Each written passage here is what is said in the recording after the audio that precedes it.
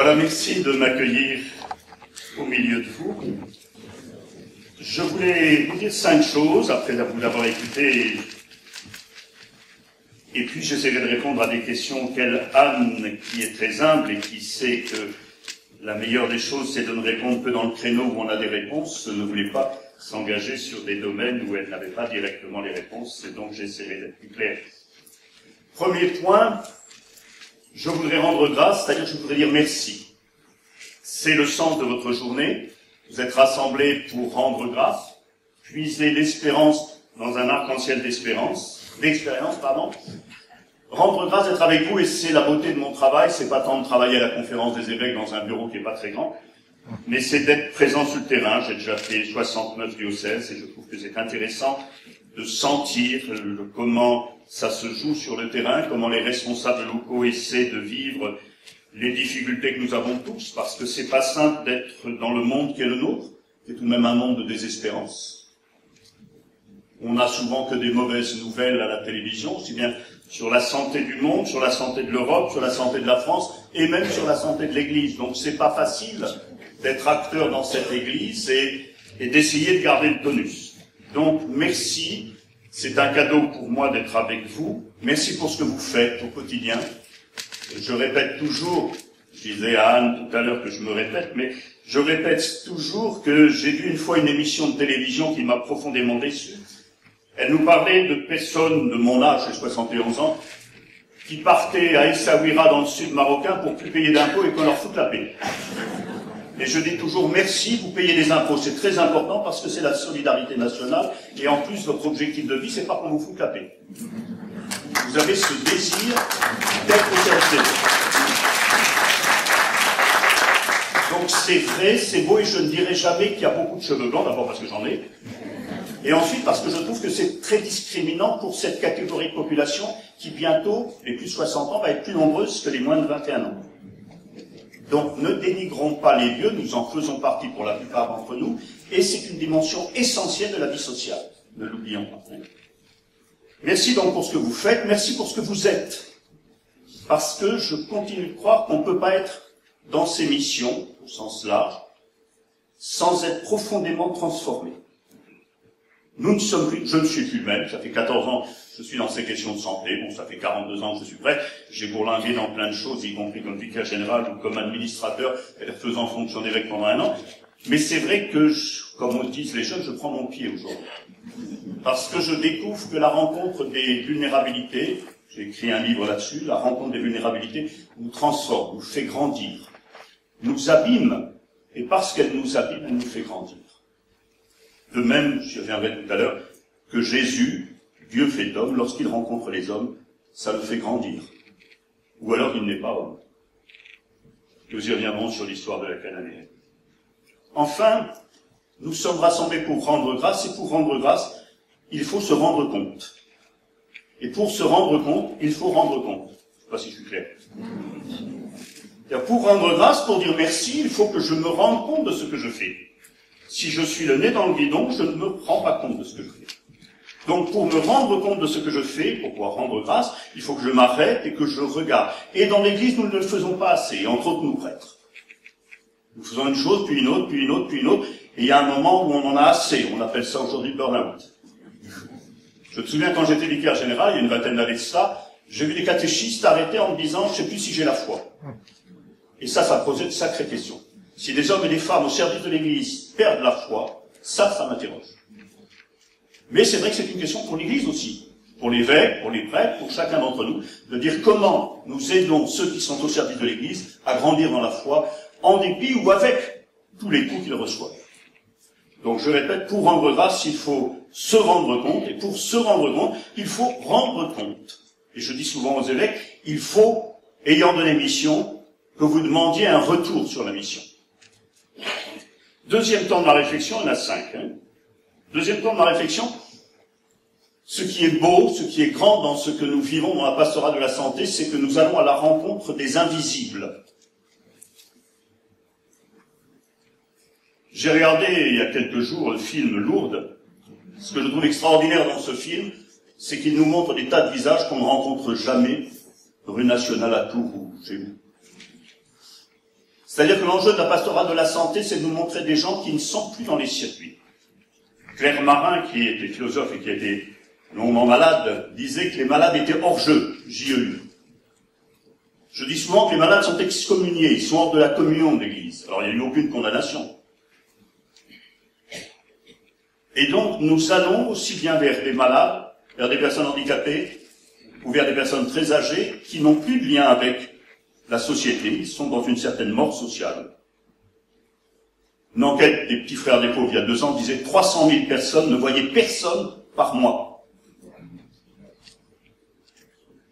Nous allons à la rencontre des invisibles, de ceux dont on aimerait se passer, et c'est pour ça que sans cesse revient la question de l'euthanasie. Hitler l'avait fait. Nous allons à la rencontre de ces hommes et de ces femmes qui ne disent rien. Ceux qui disent sont des exceptions. Vous savez, les malades qui disent « ça serait bien de m'amener le Seigneur, de m'amener l'Eucharistie », c'est des exceptions et ça va diminuer. Donc si on attend qu'on nous fasse signe,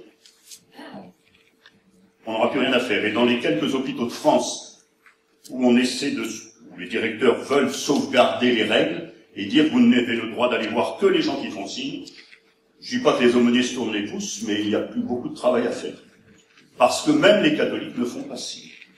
J'avais dit à mon évêque, t'as été malade, t'as même pas fait signe à l'aumônerie. Ah oui, mais c'est grave. Qui va faire signe à l'aumônerie? Donc c'est vrai que l'enjeu, c'est d'aller voir des individus qui ne font pas signe. D'aller voir des hommes et des femmes dont on ne parle pas, et parfois même dans leur famille. Même dans leur famille.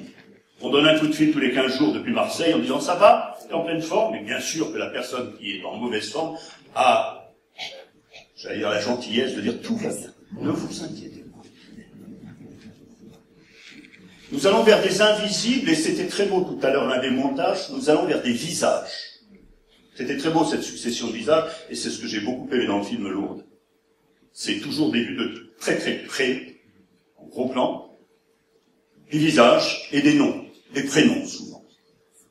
Et je trouve ça merveilleux parce que justement, c'est à hauteur de visage que se joue la rencontre de l'autre, et j'y viendrai dans un instant, la rencontre de Dieu. C'est à hauteur de visage. C'est quand on envisage l'autre, non pas quand on le dévisage. Vous savez, quand on dévisage un handicapé, c'est qu'on se dit, mais comment il est foutu. Quand j'envisage l'autre, c'est que je suis totalement pris par le visage. Vous vous souvenez de Bernadette disant de la dame, elle me regardait comme une personne regarde une autre personne. Envisager l'autre, c'est se laisser envahir par le visage de l'autre, et un philosophe juif l'a bien développé, Lévinas. C'est le visage de l'autre qui dit ma responsabilité humaine. Comment détourner le visage quand on a rencontré l'autre? Donc ça, c'est ce qui est beau, c'est que nous rencontrons des invisibles, que nous les rencontrons à hauteur d'homme, visage, que nous avons un nom, que nous leur donnons un nom, que nous leur demandons un nom, que nous avons aussi un nom sur notre badge. Et que l'enjeu, c'est que cette mise en présence va peut-être créer une relation. Une relation, c'est pas des mots. D'ailleurs, il y a des gens qui posent des questions sur la communication non verbale. Une vraie relation se passe de mots. Et j'ai vu des gens qui faisaient des visites. Ils entraient, ils frappaient, c'est le minimum. Ils entraient, il n'y avait pas de mots. Ils disaient, j'espère que je ne dérange pas. Il n'y avait pas de réponse. Puis au bout de quelques minutes, ils disaient, peut-être que vous voulez que je m'en aille. Personne faisait signe de rester. Puis au bout de 10 minutes, on partait. Et la personne disait, merci, ça m'a fait du bien. L'essentiel de la pastorale de la santé n'est pas dans le verbe, dans le verbiage, ou dans le bavardage, c'est encore pire. L'essentiel de la pastorale de la santé, c'est dans la mise en présence. C'est ça l'essentiel. Beaucoup aujourd'hui, vous le savez, se mettent en présence du Seigneur dans ce qu'on appelle l'adoration eucharistique. Ben, si on passe 1 heure devant le Seigneur dans l'adoration eucharistique, le minimum, ça serait de passer 1 heure devant un petit vieux, qui est autant la présence de Dieu que l'Eucharistie. Matthieu 25, j'étais malade et vous m'avez visité. Alors certains disent dans leur question, est-ce qu'on rencontre les personnes ou est-ce qu'on rencontre Dieu? C'est une question, excusez-moi, je vais dire Dieu. C'est une mauvaise question. Parce que je ne peux rencontrer Dieu qu'à hauteur d'homme. Ou alors vous me direz si vous l'avez rencontré autrement. L'enjeu, c'est de découvrir que la rencontre de l'autre, quelque bousillé qu'il soit par l'existence, c'est la rencontre de Dieu. J'étais malade, et vous m'avez visité. Je suis aussi chargé au niveau national des prisons, des 670 aumôniers de prison. J'étais en prison et vous m'avez visité. Ça pose encore plus de questions. Parce que généralement, on ne se pose pas la question de pourquoi ils sont condamnés. Il y en a certains dont on sait qu'ils sont violeurs, qu'ils ont été assassins, etc. C'est la présence de Dieu. Alors là, tout d'un coup, on réfléchit sur la dignité qui ne tient pas aux apparences, mais qui tient à la vérité de l'être. Et quelque s'allonge puisse être l'autre, il est présence de Dieu, image de Dieu. Qu'est-ce qu'intègre soit l'autre, il n'est pas un légume. Un être humain n'est jamais un légume. Il est présence de Dieu. Et donc c'est vrai que si nous allons vers l'autre, invisible, si nous allons à hauteur d'homme, c'est pour nous mettre en présence de l'autre, à l'écoute de l'autre. Et je n'écoute pas ce que dit l'autre. Quand vous êtes en psychiatrie, je ne suis pas trop attaché d'importance à ce que dit l'autre. Et j'écoute l'autre. C'est-à-dire, ce qui m'intéresse, c'est pas les mots qu'il dit. Ce qui m'intéresse, c'est qu'il dit. Et plus j'écoute, plus je suis à l'écoute, plus l'autre, et ça je l'ai remarqué toujours, va avoir envie de parler. Notre oreille est un berceau. Plus j'écoute l'autre, plus il va avoir envie de parler. Et vous savez, mesdames, que vous avez un très gros avantage sur nous. Parce que vous savez écouter alors que les hommes entendent.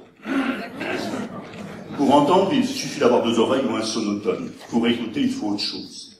Et j'ai souvent vu des mères de famille dire alors, Marie, tu sais, ta fille a tel problème. Ah bon, elle m'en a pas parlé. Et alors, il va faire la plus grosse bêtise, il va dire à sa fille, assieds-toi, t'as des choses à me dire.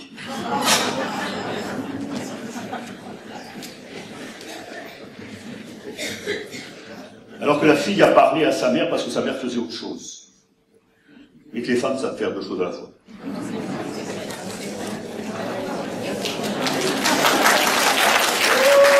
suis pas un homme politique, je ne dis pas les choses pour être applaudi, mais c'est important que ça résonne dans nos oreilles. Donc, une présence et une écoute. Alors, il y a des hommes qui sont assez féminins, Une présence et une écoute, et je répète, je n'écoute pas de paroles pour discuter. Je suis théologien, je peux passer des heures à faire des congrès et des colloques. Mais là, nous sommes dans un cœur à cœur, où l'enjeu, c'est la mise en présence de l'autre. Je me mouille en étant en présence de l'autre. Qu'il parle ou qu'il ne parle pas, c'est pas important.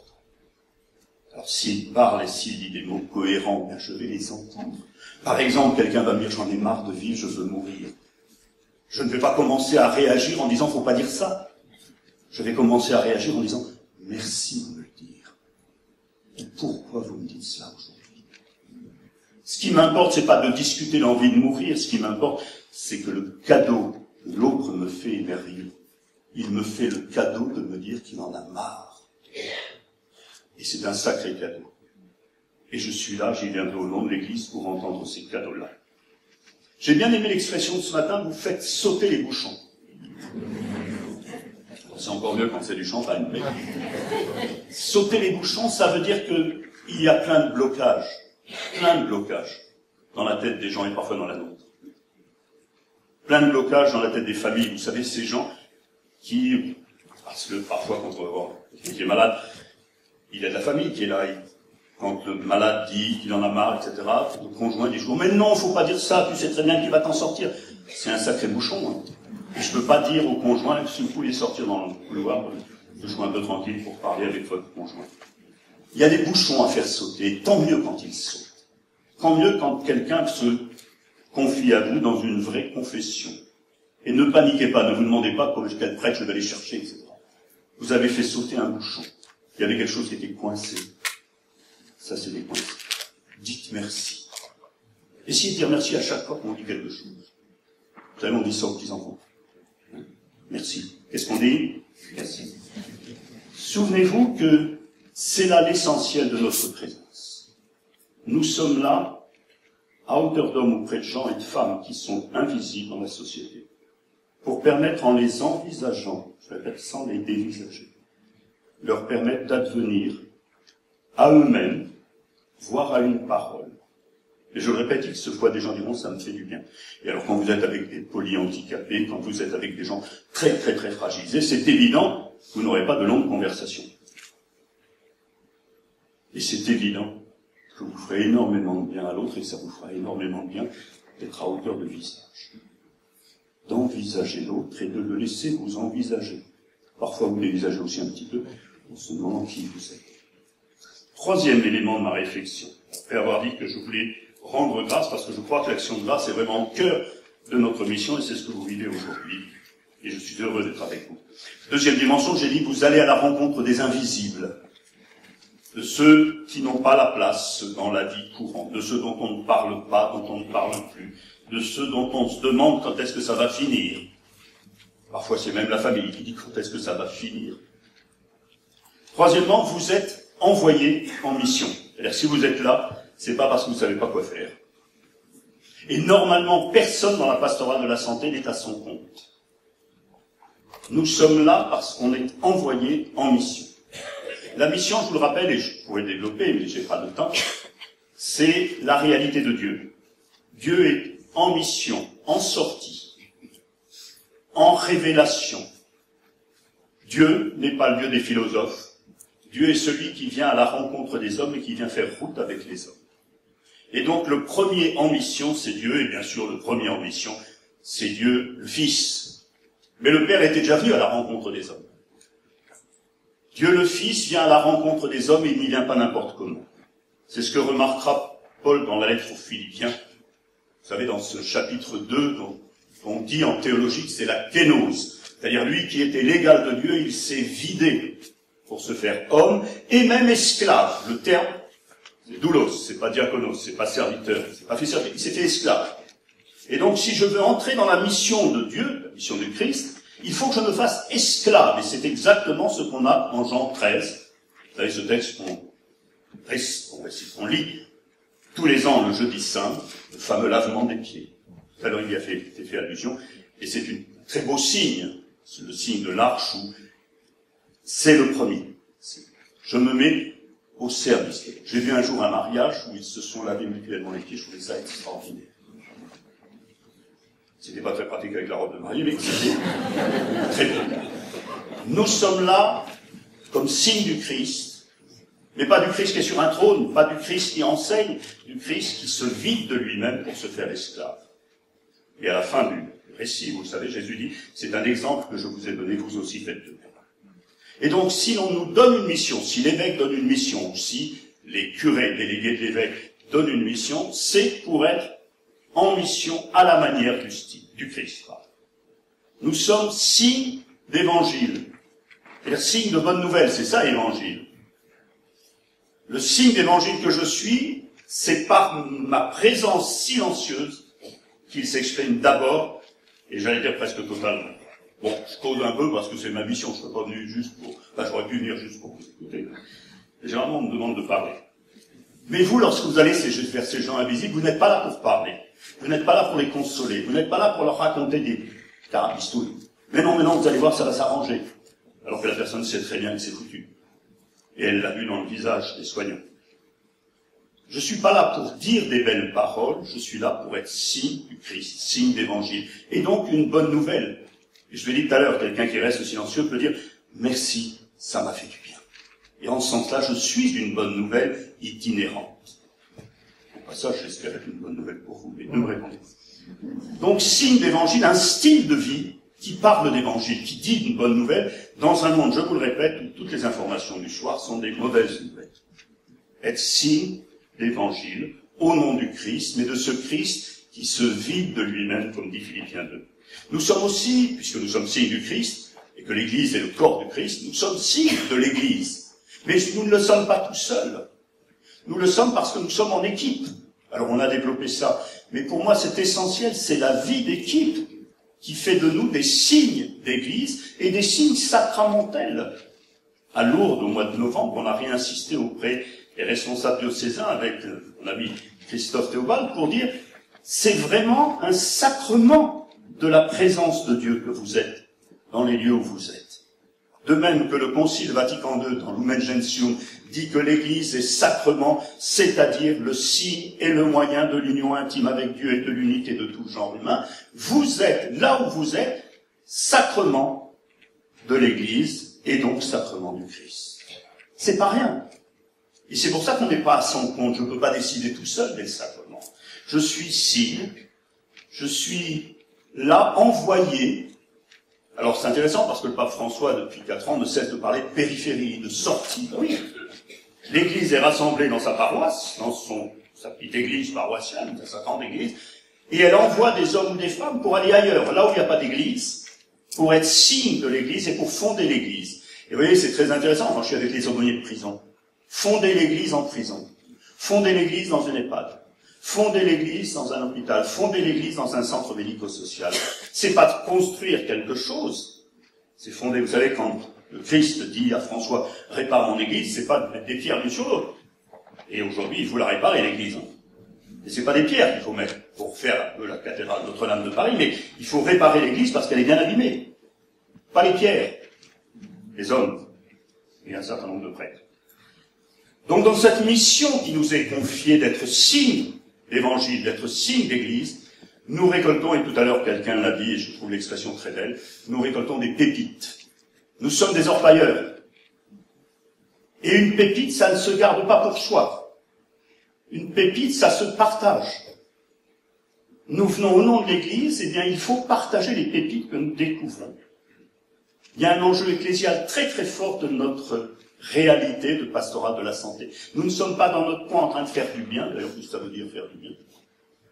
Nous sommes là envoyés pour être signe du Christ qui rejoint les périphéries du monde, qui rejoint les invisibles, qui rejoint ceux qui n'ont plus beaucoup d'espérance.